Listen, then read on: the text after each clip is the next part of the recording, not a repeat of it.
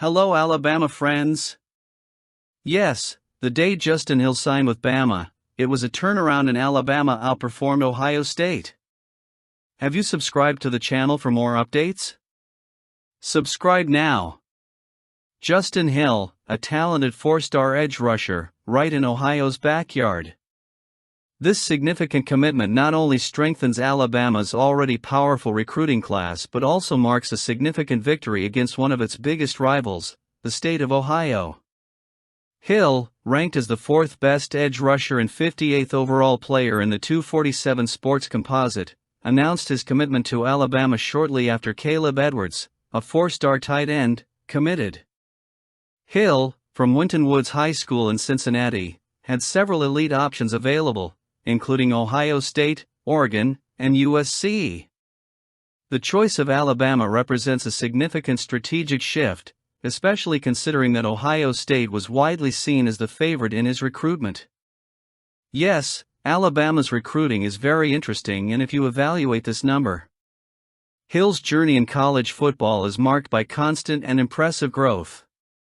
He recorded 42 tackles, 10 tackles for loss, and 5.5 sacks in his sophomore year, and as a junior, increased his production to 36 tackles, 16 tackles for loss, 13 sacks, and 2 forced fumbles.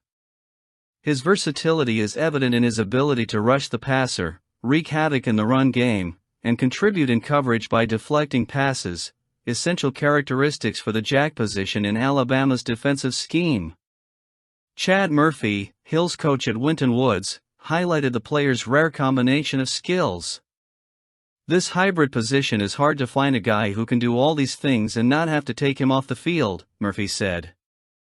He can do all of that and he's the same guy. Additionally, Hill is occasionally used as an off-ball linebacker, and his physical build suggests he could eventually transition to the inside linebacker position, similar to current Alabama players like Jihad Campbell and Jeremiah Alexander. Hill's addition reflects the impact of the June 14th official visit weekend, considered one of the most productive to date. He joins Jackson Lloyd, London Simmons, and Alex Asparahov, forming a diverse and talented class. Currently, Alabama has commitments from players in 10 different states, including Ohio, California, Georgia, Kansas, Maryland, Mississippi, New Jersey, Pennsylvania, and Texas. And this past month Bama won a lot of recruits.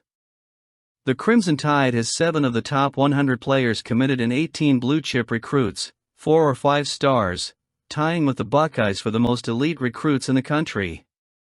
Alabama's new outside linebackers coach, Christian Robinson, has done remarkable work in his initial recruiting cycle, securing 2 of the top 75 prospects, Hill and Dawson Merritt, for a unit that will lose only 1 player after this season.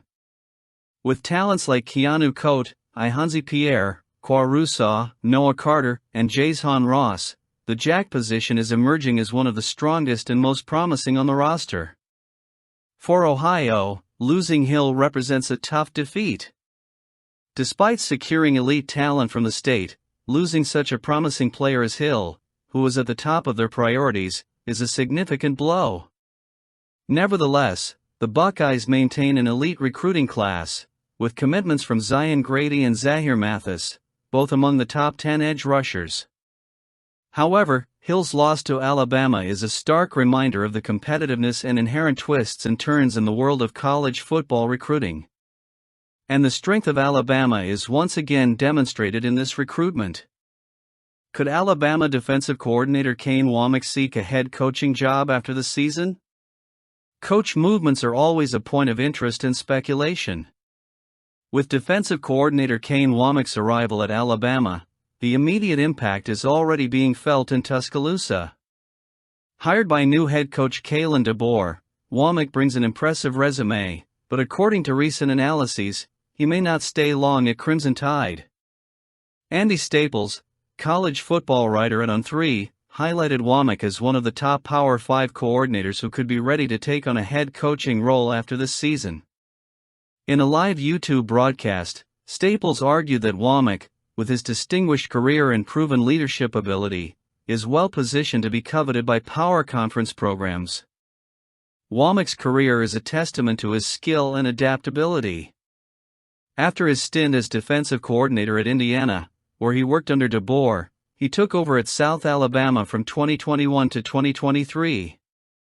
During his time with the Jaguars, Womack amassed a record of 22-16, including an impressive 10-3 in 2022. This experience as a head coach, combined with his defensive acumen, makes him a highly desirable figure in college football. Staples believes Womack's return to the role of defensive coordinator at Alabama may be just a temporary step in his career.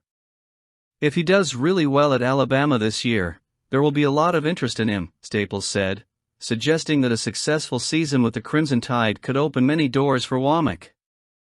If he becomes a big part of a big season at Alabama and you add what he's already done as a head coach, he'll be a very strong candidate for many jobs, he elaborated. With the season approaching, marked by the opening game against Western Kentucky on August 31st, expectations are high for Womack.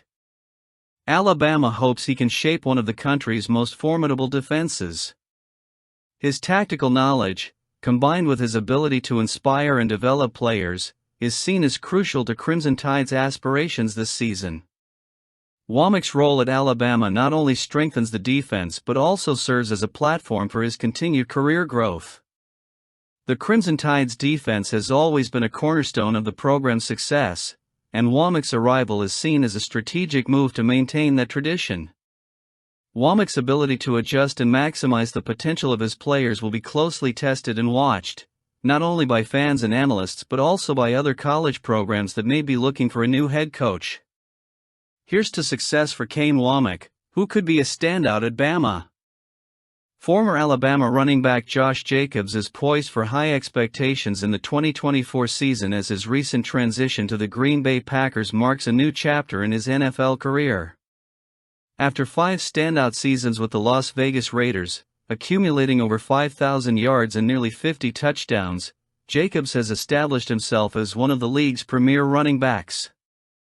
Now, having signed as a free agent with the Packers this offseason, Jacobs joins quarterback Jordan Love and offensive coach Matt LaFleur in an effort to further elevate the team's game in Green Bay.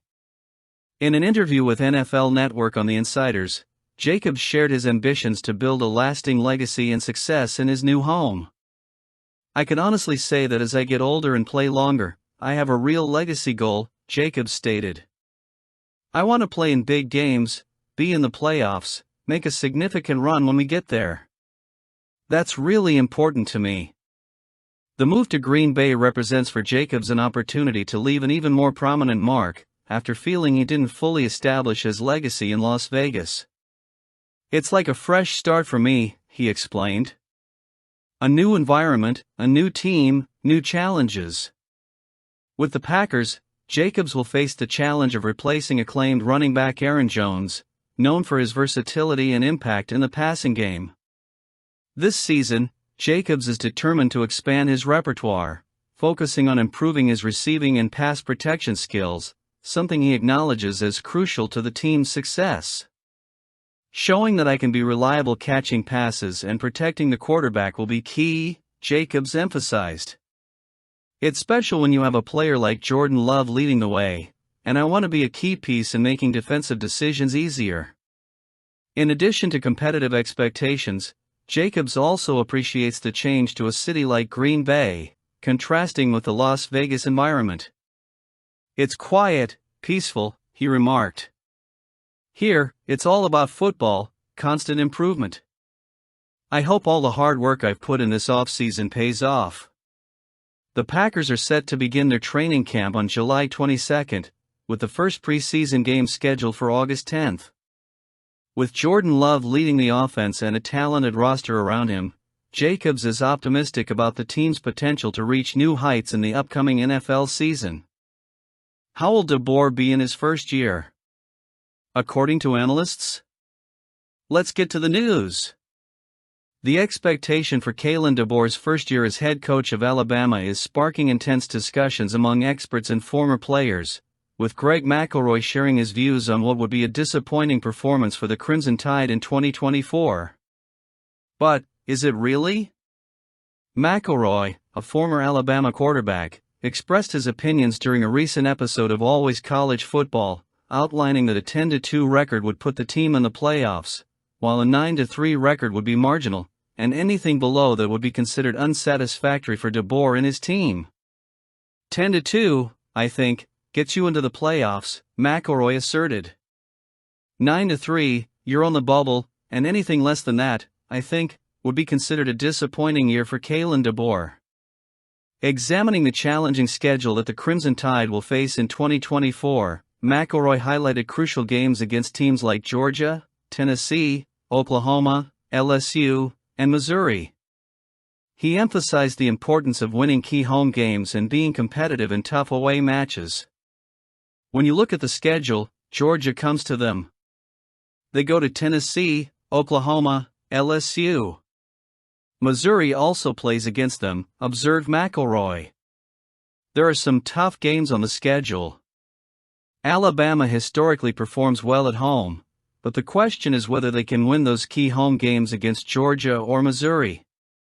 And whether they can win 2 out of the 3 tough away games against Tennessee, Oklahoma, and LSU. The Crimson Tide will begin their journey on August 31st against Western Kentucky, kicking off a season that will be closely watched by fans and analysts, eager to see how DeBoer and his players will adapt to the demands of such a challenging schedule. In my opinion, DeBoer does face challenges, but at least in recruiting, he's proving to be strategic and efficient. Now, I want to hear your opinion. Comment below.